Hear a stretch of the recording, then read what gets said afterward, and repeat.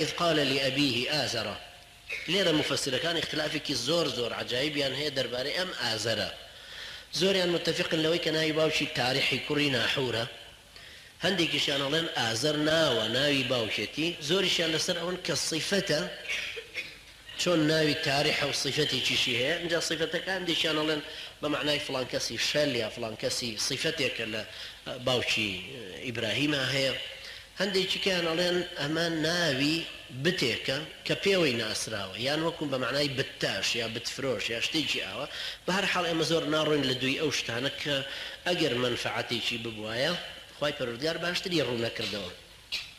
ئێوە زانن خوای پەروەردگار کە فەرمێ قوتیلە ئەصحاب الأخدود، ئیتر زۆر وەصفی ناکە، بەڵام سەبەبی سووتاندنەکەیان باسەکە.